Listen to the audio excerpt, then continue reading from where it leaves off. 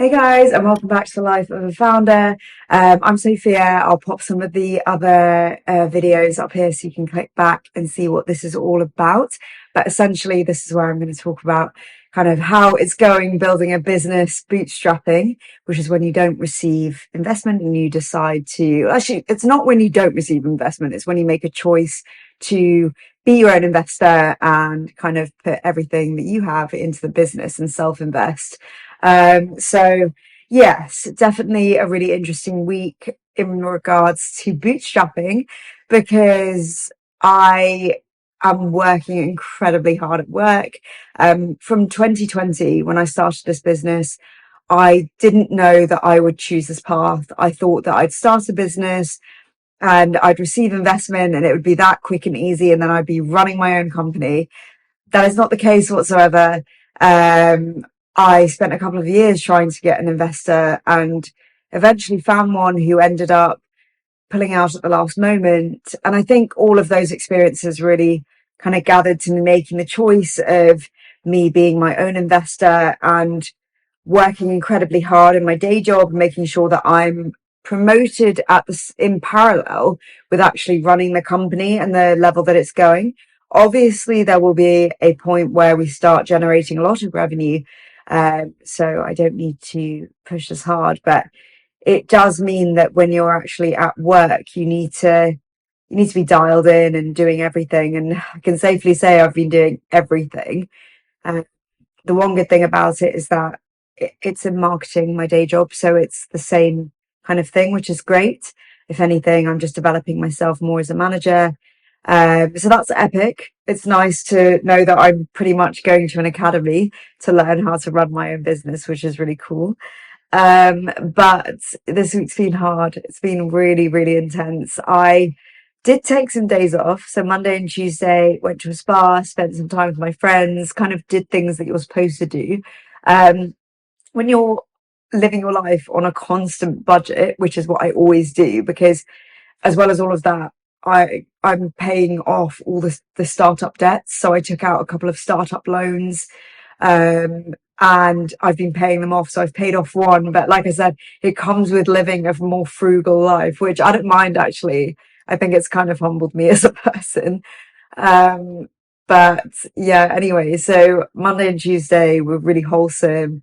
Uh, went back to work on Wednesday, and it's like a whirlwind sometimes because there's a great deal of responsibility. And I mentioned this on the previous podcast. I'll pop it here, where I was kind of talking about how I manage the situation at work with my team, where I'm effectively running a really good team and I can step back from being as hands-on.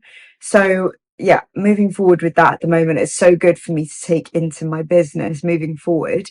Um, Thursday, I spent time with my advisor, Lee, who really helped me with the strategy. Do you know what? I kind of sat there and I thought to myself, I said to her, I have a question, but I feel like it's really stupid. And obviously, Lee's amazing. Like, you should check out your startup partner because it actually has it has so much information that you would really require to kind of start your business and run it. I'll pop the link below, and it's subscription. It's actually really, really worthwhile. Trust me. Um, but anyway, so Lee kind of said there are no stupid questions, are there really? So I asked her, and I think my question was, after we'd done the strategy, how the hell am I going to sell this? What's the outreach? What do I do? How does it work? Who am I targeting? It's so funny because I feel like sometimes as we get older, we don't want to ask questions like that because it may be like, oh, but you should know that. But Lee didn't make me feel like that at all. It was almost like it's not a stupid question. It's very much this is your target audience. This is kind of the marketing techniques we need to use to reach them. There's 6, 7 different touch points. We need to look at the key performance indicators per month and move them away from uh, kind of more deal led to engagements, or sometimes as we call them in marketing, vanity metrics. Which I don't know why we call them that, because um, I think it's old school sales where they'd want deal flow rather than engagement tracking. But as we know today, marketing engagement tracking is considered a touch point to a sale. So it's about nurturing after that. But now it felt really good to hone in on what my target market is, to know who I'm targeting when I do the marketing, the platforms I'm going to be on, and actually how cold outreach isn't for me, and the strategy for endorse me because of the type of company we are. So that was really cool. So anyone out there that's a founder, I urge you to ask the silly questions because they're not silly at all. So yeah, that felt really great. And then yeah, I'm just thinking about the rest of this year, next year, what I'm going to do. Work is intense at the moment. But do you know what? The one thing that I found with myself, I just don't recognize the person that I was anymore. I feel like I've leveled up a lot. And I'm being very direct, and it's so different to who I've been for such a long time. So that's really nice. And that's actually why I would encourage bootstrapping. Do you know what? The things that you have to do to get your company to a different level that comes from actually stepping up yourself. It's a continuous learning process for me. Every single day, I'm doing more and more, and I wouldn't change it for the world. I think it's actually great because it's helping me so much with my company. Um, but yeah, it's been a joy.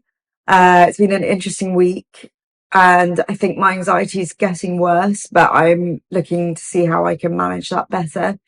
As a founder, I know I suffer from really bad anxiety. Imposter syndrome is something that I battle with, I think, every day. But it's getting better, and I just have to keep going, really. It was funny actually last week. So I'm someone that needs answers instantly. Like if somebody says they need to talk to me, I will want that conversation instantly. But I didn't do that last week. At my day job, my boss kind of wanted to talk to me about something, but I was away the next day. And so I said, you know what, pop it in for Friday and we'll talk then.